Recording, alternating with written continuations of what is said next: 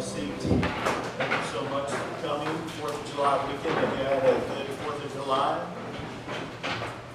Okay, yes. One person, Nikki, had a good 4th of July. Anybody blow anything up? I know you did. Tyler, I know you did. I know you blew some stuff up. Hey, a couple of quick announcements. Probably just one, but so it's not really a couple. But on the 19th, which is not next week's the 12th, but on the 19th we'll have a food truck here. It'll be parked outside. It's M&M food truck. It's there first Fridays every Friday, every first Friday they're there. There are lots of places they've been to our church before. They've been to the church, so they just come prepared for that. They'll be, I don't know what time they're going to set up, probably around 5:30, something like that. So come prepared, ready for food truck. So we're going to have them here. Hopefully we'll do that a few more times as well. So at the well. So anyways, that's my one announcement, not a couple announcements, but the one announcement that I have. So how many of you, to explain to me, have you ever been in a compromising situation? You know what I mean by compromising situation? We're talking about like, you know, you're in a situation and you have to make a decision. You don't have a choice. You have to make a decision. And right or wrong, no matter what you decide, no matter what you choose, there's consequences for that, right? There's consequences for the action, whether it's you made the right choice or the wrong choice, right? So we all have these compromising situations that happen, and they're not always necessarily like evil or bad, but we're forced to make a decision, and then we have to live with that decision no matter what it is, right? In a compromising situation, we're faced with lowering our convictions sometimes, and what are we going to do? That's a compromising situation. You saw that, or we see that in the book of Daniel a lot. We see that all through Scripture, but probably one of my favorite places is in the book of Daniel. And it happened with Daniel, and it also happened with Shadrach, Meshach, and Abednego. They were in compromising situations. They were forced to either, Daniel and his friends were forced to either eat what the king had provided, or suffer consequences, and possibly. And then, about the fire, we talked about that with Shadrach, Meshach, and Abednego. So there's compromising situations, and hopefully, most of the time, our compromising situations don't have those type of results, where we're going to be thrown into a fire, at least not yet. In some places in the world it probably is, but, not here, not yet. I don't know if that's coming, but according to Scripture, it's just going to keep getting worse.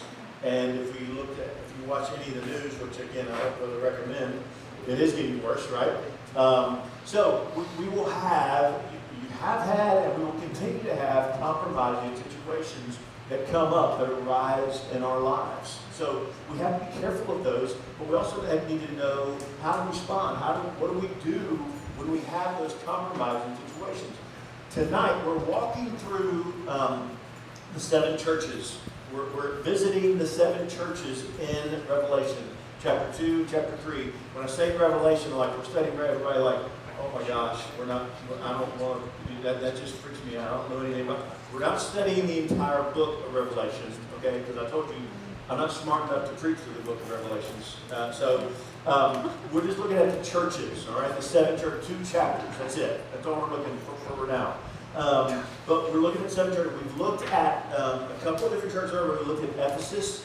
Now these are in no particular order other than the order that they were written about. Okay, that Jesus, that through John, through the inspiration of Jesus, gives him the word to write. So we looked at Ephesus, and remember we said about the 7 churches, most of them had this in common.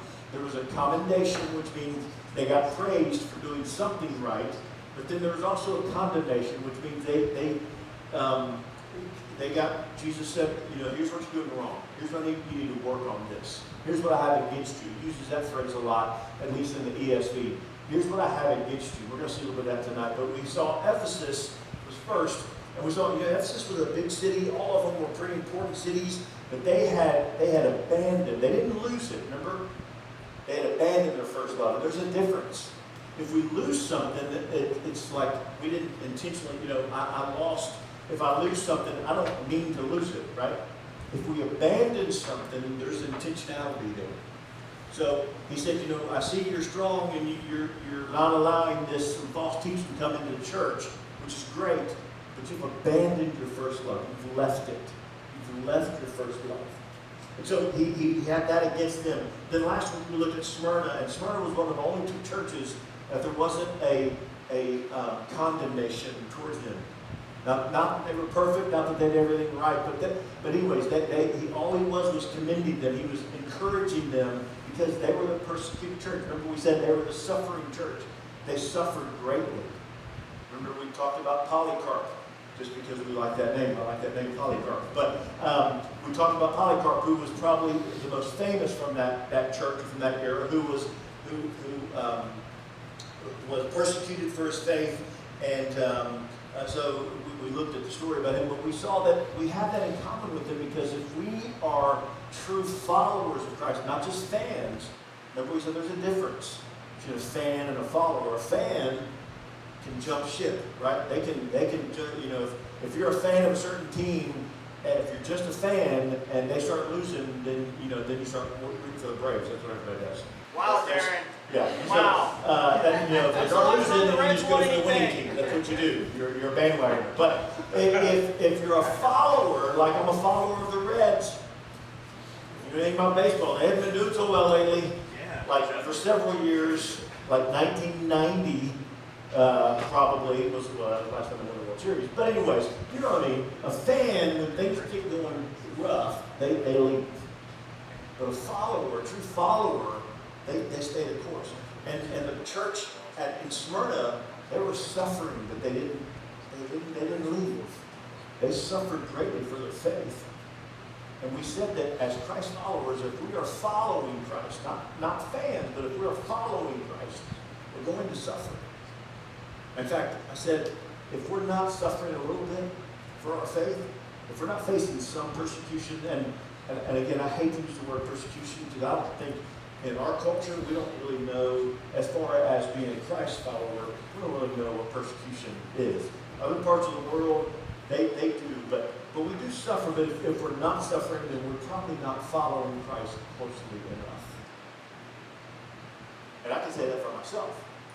If I'm not suffering for my faith, if my faith is not putting me getting called on the carpet sometimes, and listen, I don't like confrontation. You can ask my wife, I don't like confrontation at all. But if I'm lowering my guard because I don't want confrontation, if I'm lowering my conviction because I want to stay away from confrontation, then that's not a good thing.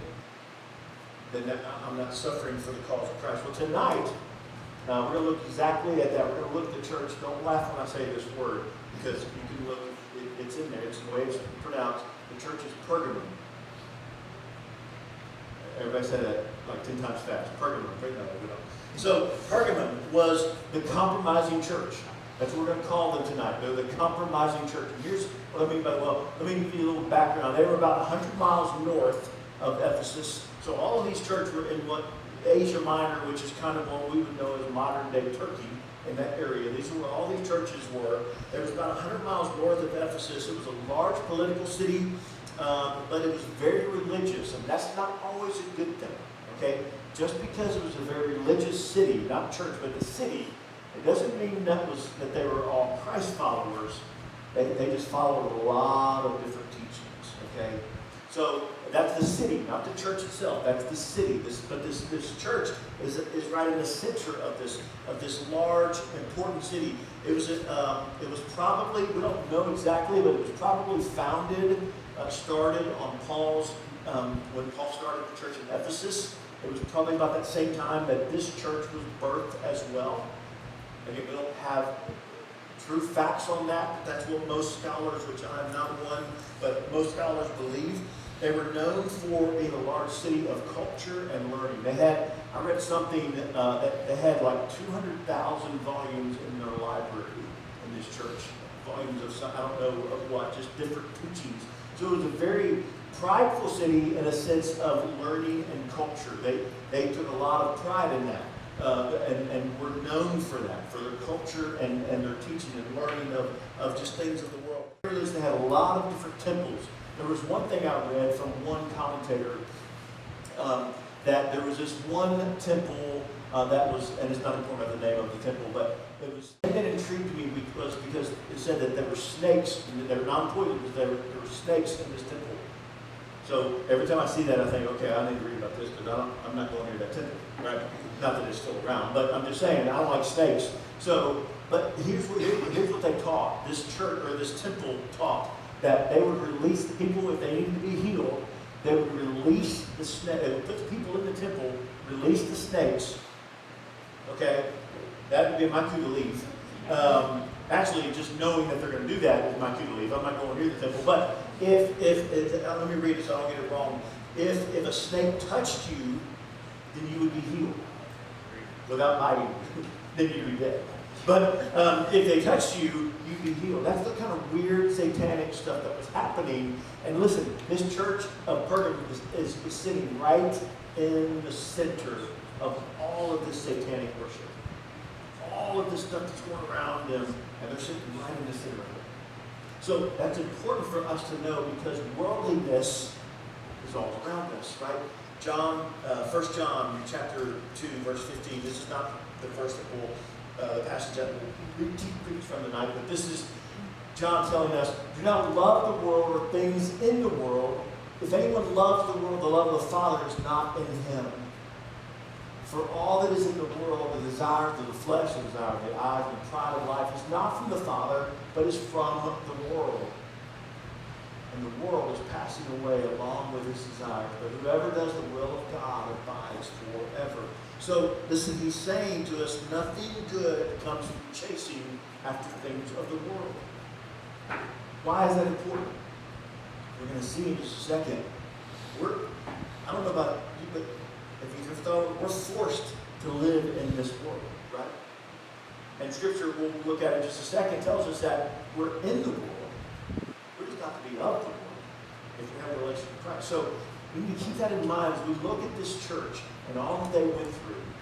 They're in the center of all of this satanic and worldliness, satanic worship and worldliness. And they're right smack dab in the middle of it. Just think about what was going on around them.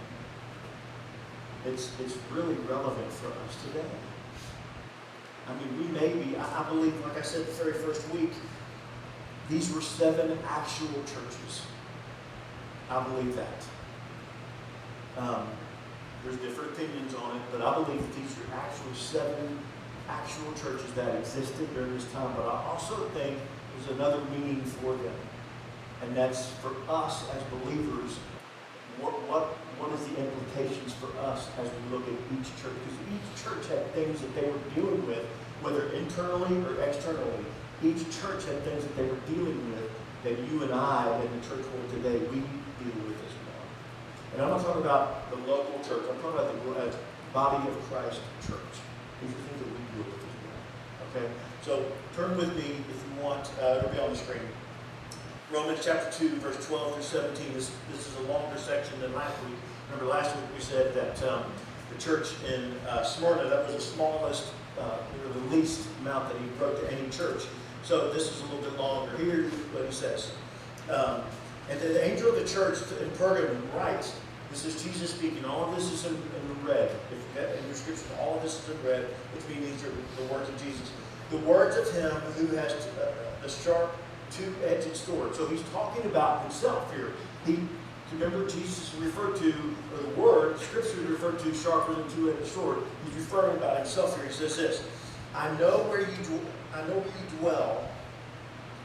Remember, every time we look at all these churches, Jesus starts off with, I know this about you. That is so powerful. We sang about that a little bit ago.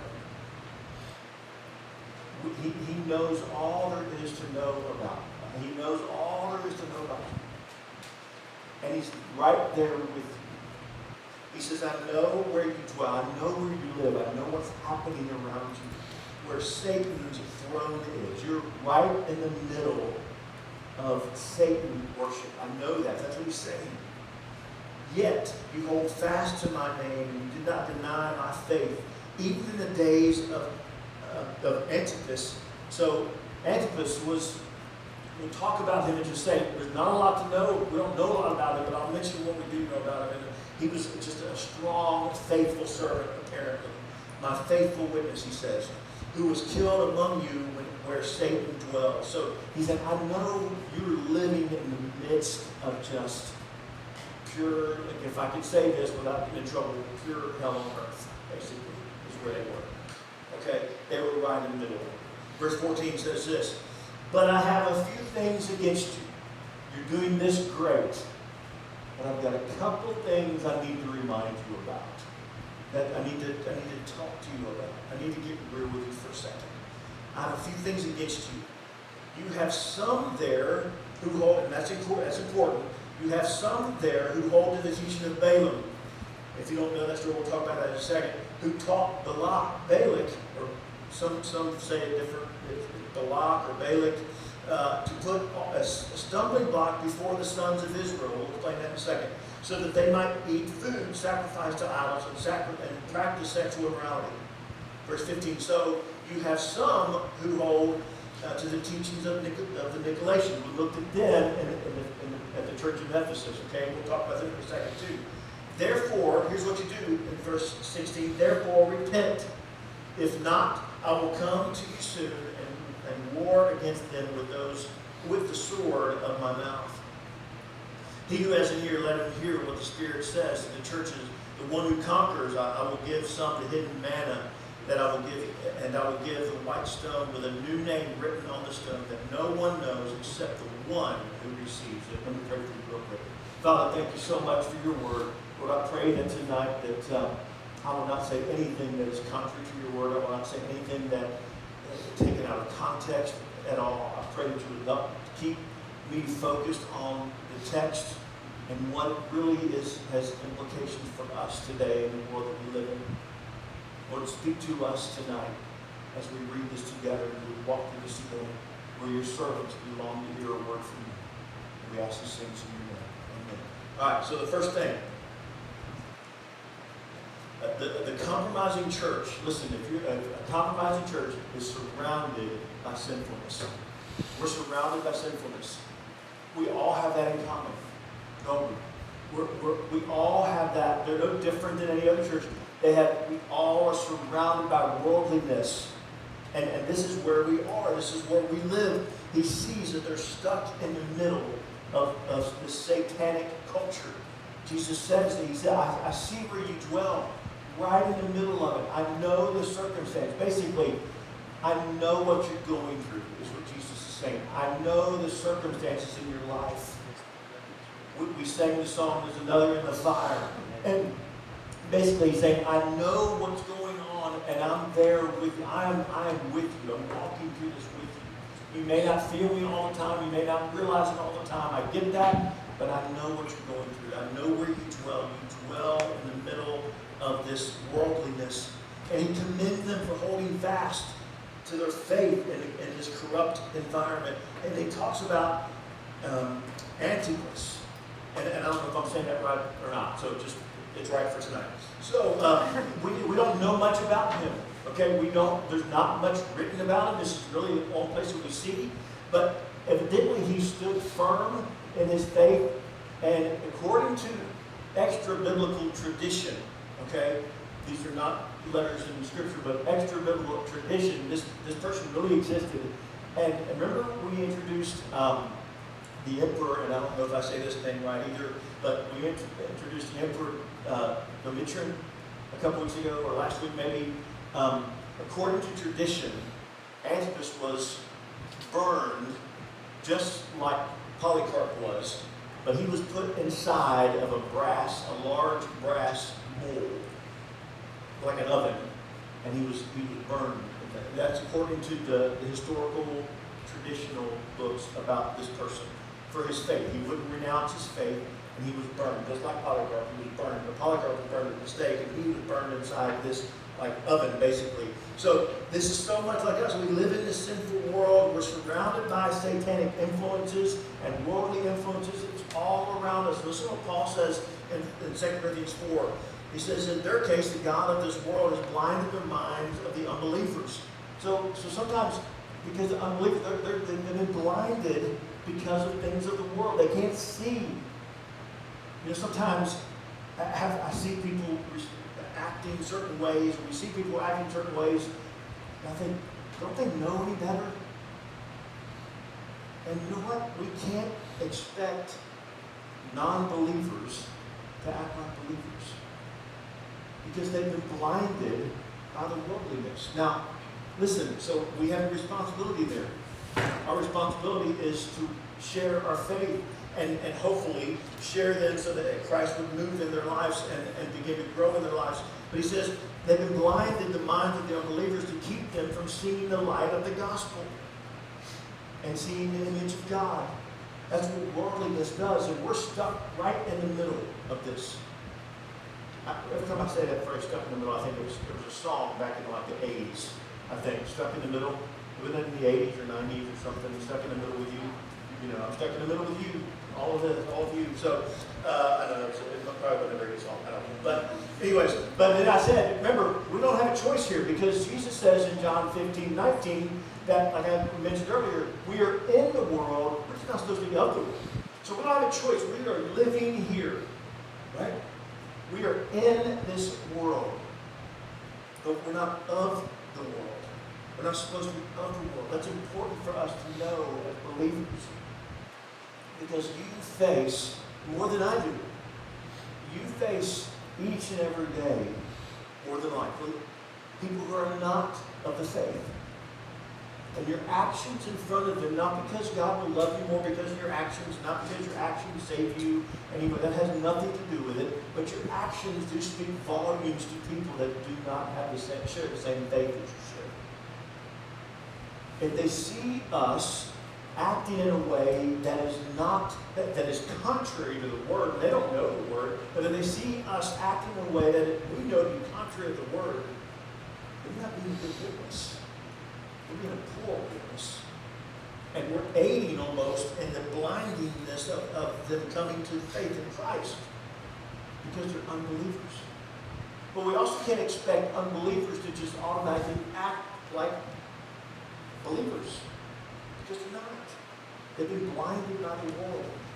We need to realize that. I think that's hard for us to understand. It is for me. Maybe it's my age, but it's hard for me sometimes to grasp that people sometimes do some of the things that they do, and then I have to think, man, they don't. Again, I'm not excusing, behavior. I'm just saying sometimes I've got to remember I'm expecting somebody to act like a Christian, but they've been blinded to the gospel because they're living for the world. And my responsibility then, not as a preacher, but as a Christian, just like your responsibility, if you have a relationship with Christ, our responsibility is to share our faith. Not to save them. That's not our responsibility. That's left up to the Holy Spirit. Our responsibility is to share our faith. So it's important that we hang around people that will encourage us to live out our faith, right? Because there are false teachers all around, strong as ever. Man, that is strong. You turn on, and not, listen, every televangelist, we're televangelists now because we're on Facebook Live, so I'm a televangelist. I need to get better hair and like a Rolex or something, and I need to do something. But they're not all bad, okay? Listen, they're not all bad. They're not. But just be careful. Listen, be careful who you listen to. Even here, if I say something, if whoever is up here says something that you feel, I don't know about that, you check it and make sure it matches up to Scripture, because if it doesn't match up to Scripture, guess what? It's a false teaching. It is a false teaching. Now, again, all TV people are not false teachers. There's several of them that I like to watch or listen to. I listen to podcasts. Several of them that I like to listen to. They're not all bad, but be careful. Know what the Word says. Because all around us, we're living in a world that is full of worldliness and Satan worship. It may not look like Satan worship like you think of it, not in all places, but it's worldliness. That's the key. Secondly, a compromised church, we need to understand if we're compromising, some are going to sell out. Now, it's key that he says in verse 13, or 14, I'm sorry, but I have a few things against you. You have some there. Don't miss that. Some, not all, but some that are fleeing. They're backing away. They're lowering their convictions. They're lowering their guard. And listen, he's saying some stood firm. Most of them stood firm, but some did not. Here's why that's key. It doesn't take much to ruin the whole bunch. A little, leave the door open just a little bit. If we cracked this door just a little bit, it feels pretty comfortable in here right now. At least I think it does. And I'm usually always hot, but anyways, if we open the door just a little bit, it would get pretty hot, right? Pretty quick. Same way with our faith. If we leave that door open just a little bit, false teaching can creep in. And not that we start believing necessarily, but we will tolerate more. And we'll be accepting of more. We should.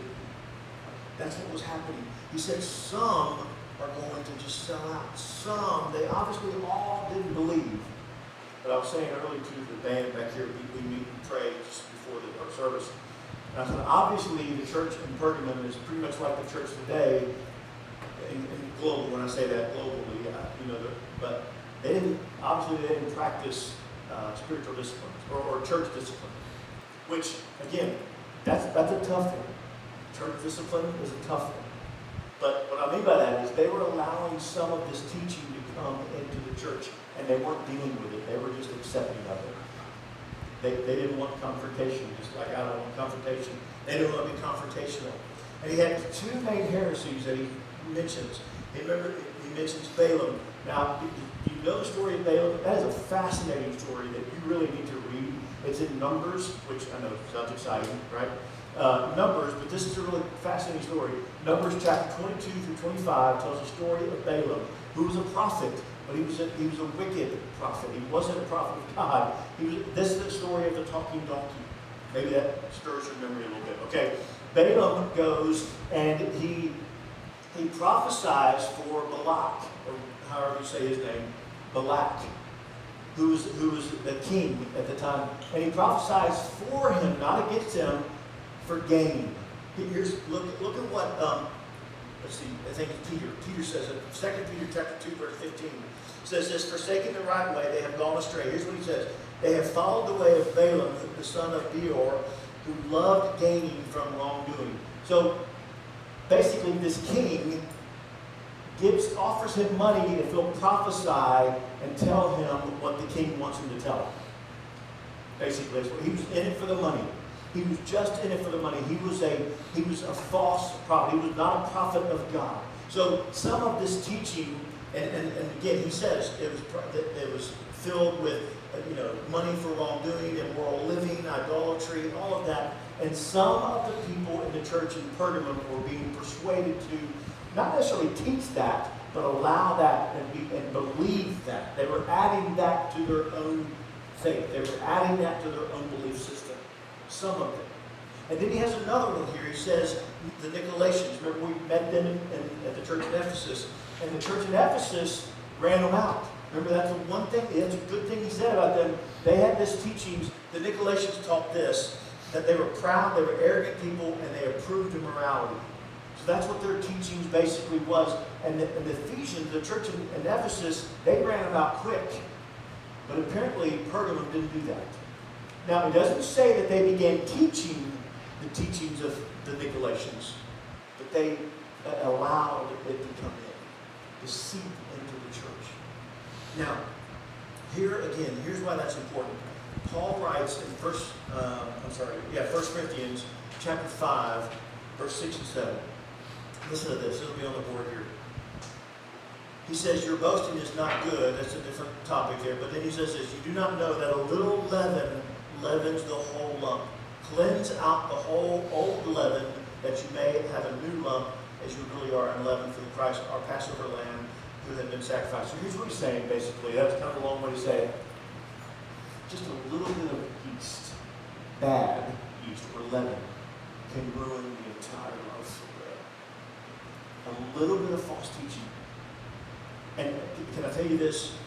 Most false teaching has an element of truth to it. It has an element of truth.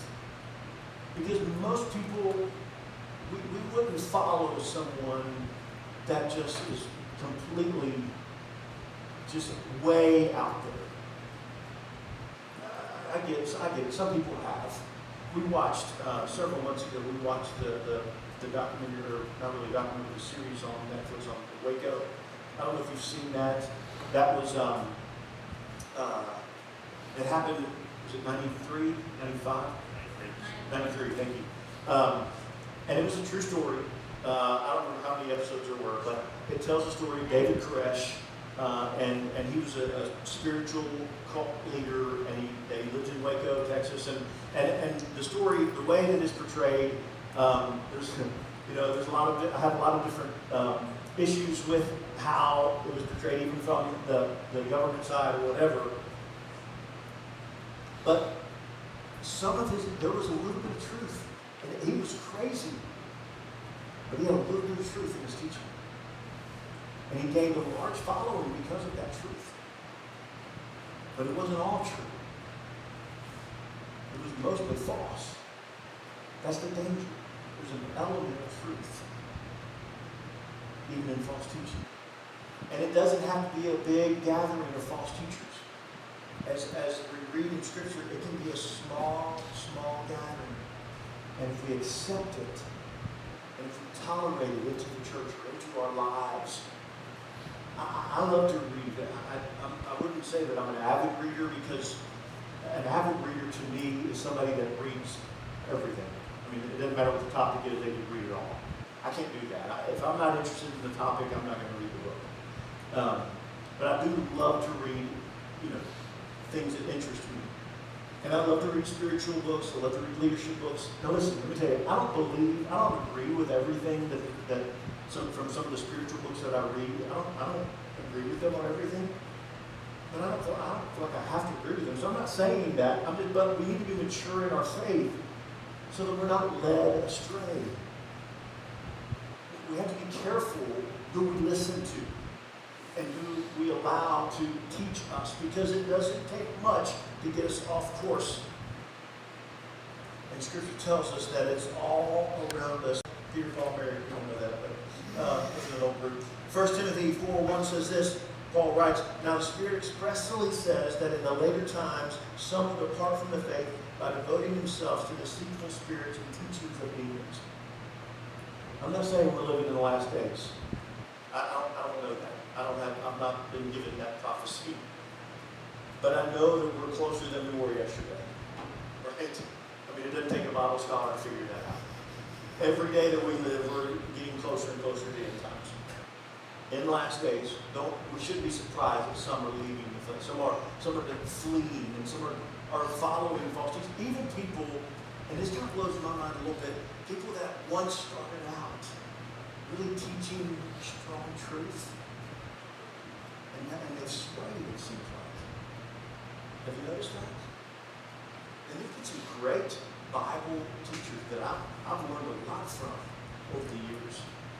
They have, now they're kind of even denouncing the faith, teaching some things that are completely contrary to the Word. And they're doing a grave damage to the body of Christ because they have a large following. Guys, we need to wake up and realize that all teachers that open the Bible, they're not teaching all truth. We need to realize that. But we also, because we don't want to be like the some that will fall away and go out. And the last thing, a compromised church. He gives us a good encouragement. If you are steadfast, your security, it will be secure. We promise security.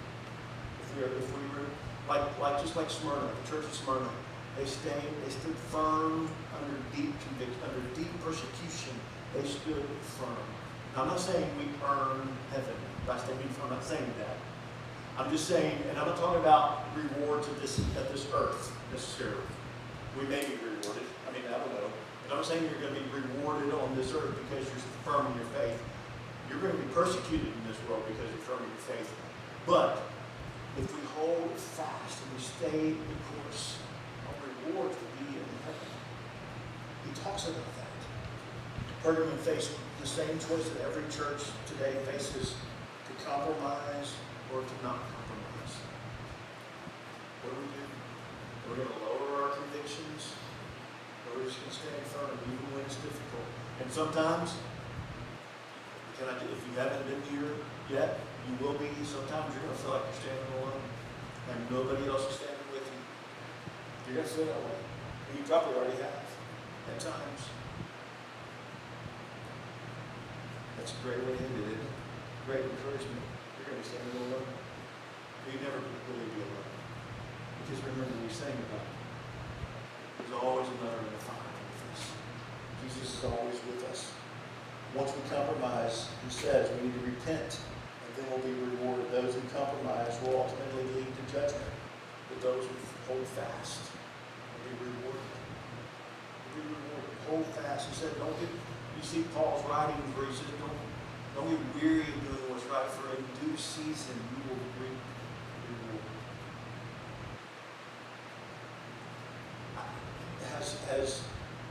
Are you guys done with COVID? Hasn't it just worn you out? Now, I'm not saying it's not a real thing. It's a real thing. I get it. I get that. I'm not trying to make light of it at all. It is a real thing. I totally understand that. But it gets us weary, doesn't it? Things like that. We get weary. I'm weary of it. I'm tired of it.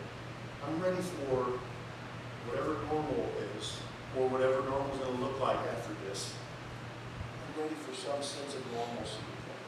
I don't know when that's going to happen. But listen, all these things don't get weary of doing what is right, what you know is right. Because you're going to be rewarded in the end. Listen to what Peter says, 2 Peter 3, verse 9. The Lord is not slow to fulfill his promise, as some count slowness. He's patient. The Lord is patient for us, not wishing that any should perish. He wants all of us to spend eternity with him. I believe that. It doesn't mean that everybody will, because we've already looked at some who they're going to bail. They're going to leave.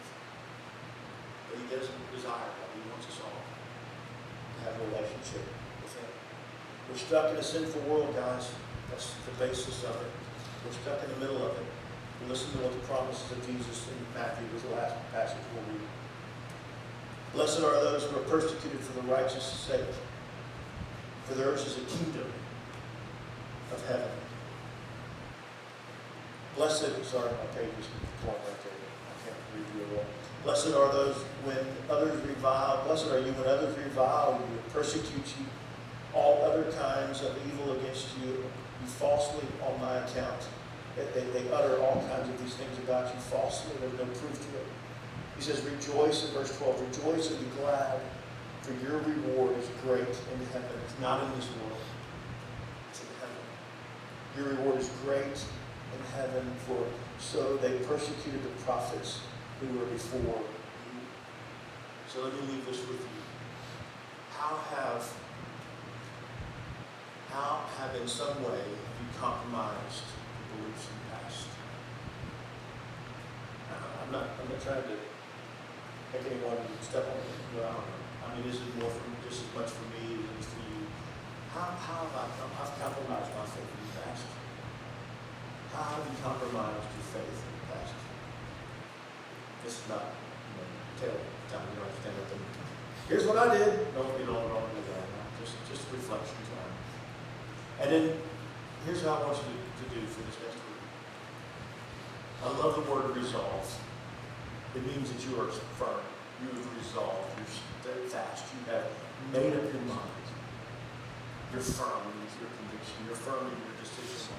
Stand firm even in the midst of an evil world. It's an evil world, isn't it? And sometimes it seems to be getting uglier and uglier every day. But remember, we're not the only ones in the fight. Others have been before us, right? Others will come after us. And we're not alone. Jesus is with us. In the midst of this evil, sinful world, we don't have to compromise. We can stand firm in our faith because Jesus is with us. Right out here, here's our prayer over you. The Lord bless you. May the Lord bless you and keep you. Make his face to shine upon you and be gracious to you. And may the Lord lift up his face with countenance upon you and give you peace.